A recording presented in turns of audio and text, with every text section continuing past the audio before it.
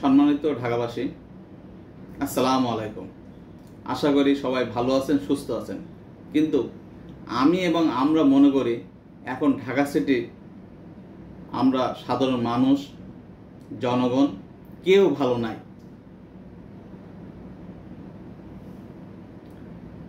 প্রতিনিয়ত যে ভরাক্লান্ত মন নিয়ে অফিসে আসি, যে ভোগান্তির শিকার, তার ঢাকাবাসী কেউ ভালো নাই।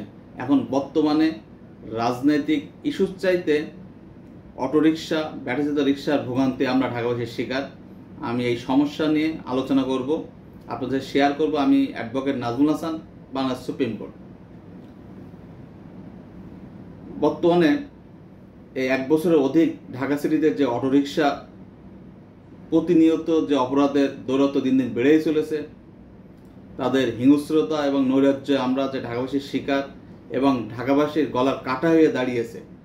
যে পত্রিকায় প্রতিনিয়ত নিউজ আসে যে প্রতি বর্গ কিলোমিটার অনুযায়ী 2000 অধিক ব্যাটারি রিক্সা ঢাকা সিটিতে চলাচল করে এবং 12 থেকে 13 লক্ষর অধিক ঢাকা সিটিতে রিক্সার জরিপ হয়।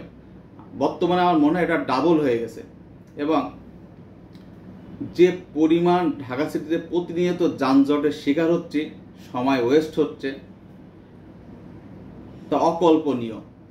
এবং প্রতিনিয়ত তাদের যে কোনো কিছু নিয়ম নীতি তোয়াক্কা করে, সিগন্যাল অমান্য করে, উল্টো পথে চলাচল করে, উদ্যোগতিতে চলাচল করে, তাদের নিয়ন্ত্রণহীন গাড়িতে যে প্রতিনিয়ত আমরা অ্যাক্সিডেন্ট হচ্ছে, আমরা পত্রিকায় দেখছি যে সব পঙ্গুত্ববরণ করছে। এবং রাতে যে পরিমাণ ছিনতাই হয় অধিক লোভে, এরা খুব হিংস্র টাইপের, এদেরকে আমরা সন্ত্রাস বলে আখ্যায়িত করি। এবং অধিকাংশ রিক্সা ছিনতাই, রাহাজানি এবং ইয়াবা ব্যবসার সাথে, মাদকের সাথে জড়িত। আমি একজন আইনজীবী, আমরা প্রতিনিয়ত যে মামলা দেখি বা কমপ্লেন পাই, অধিকাংশ ছিনতাই, ডাকাতি এই ব্যাটারিচালিত টেস্কা অটোরিকশা এবং ইয়াবা ব্যবসায়ী যে আসামি আসে, সবই অটোরিকশা তাদের পেশা। দেখেন, এদের দ্বারা আমরা সরকার, জনগণ ট্যাক্স পাইনি।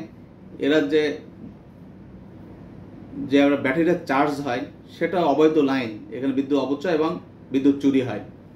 এবং এদের দ্বারা যে প্রতিনিয়ত যে অ্যাক্সিডেন্ট হয়ে আমরা পঙ্গুত্ব বরণ করছি, যত ছিনতাই রাহাজানি হয়, এর থেকে পরিত্রাণ না পেলে আমরা চিরেই ঢাকা একটা রাজধানী, দেশের রাজধানী, একটা অচল নগরীতে পরিণত হবে। এদের আমরা কিছু প্রতিকার চাই, কিছু সমাধান চাই। সেই সমাধান নিয়ে আমি আলোচনা করি।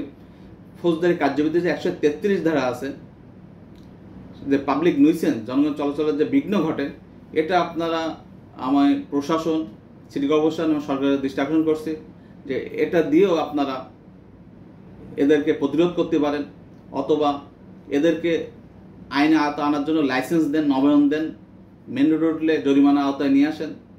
আমরা ঢাকাবাসী আজকে আমরা খুব ভোগান্তির শিকার, খুব নিরুপায় হয়ে আমরা প্রশাসনের দৃষ্টি কামনা করছি যে ইতিমধ্যে যে সিলেট সিটি, ঢাকা উত্তর সিটি যেভাবে পদক্ষেপ নিচ্ছে, আশা করি দক্ষিণ সিটি প্রশাসন এই পদক্ষেপ নেবে।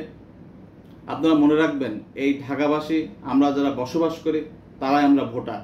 এই ভোটাধিকার দিয়েই সরকার, এমপি, মেয়র গঠিত হয়। আমরাই ভোট দিব। আমাদের ভোগান্তি থেকে খুব দ্রুতই আমাদের পরিত্রাণ করেন, নাই খুব দ্রুতই আজকে এই ঢাকা সিটি অচল নগর পরিণত হবে। আমি ঢাকাবাসী, সচেতন নাগরিক, সরকার এবং বড় রাজনৈতিক দল সবাইকে দৃষ্টি আকর্ষণ করছি যে অচিরে আমাদের ঢাকা সিটি থেকে টেস্কা অটোরিকশা মুক্ত ঢাকা সিটি চাই। না হলে আমাদের যে প্রতিনিয়ত যে এদের সন্ত্রাসের কার্যকলাপ, এদের যে অ্যাক্সিডেন্ট, এদের যে যানজট, এদের ছিনতাই, এদের রাহাজানি, এদের ট্যাক্স ফাঁকি, এরা যেভাবে মানুষকে অ্যাসাল্ট করে, আজকে মহল্লা পর্যন্ত কোনো পথশিশু, কোনো স্কুলগামী ছাত্রছাত্রী হাঁটাচল করতে পারে না। এদের দ্বারা অ্যাক্সিডেন্ট, পঙ্গুত্ব বরণ করে এবং প্রতিবাদ করলে এরা সংঘবদ্ধ হয়ে মহল্লাবাসীকে, আমাদেরকে অ্যাসাল্ট করে। আমরা খুব দ্রুতই এই ঢাকা সিটি থেকে টেস্কা অটোরিকশা এবং ফিটনেসবিহীন গাড়ি থেকে আমরা মুক্তি চাই। সকলকে ধন্যবাদ।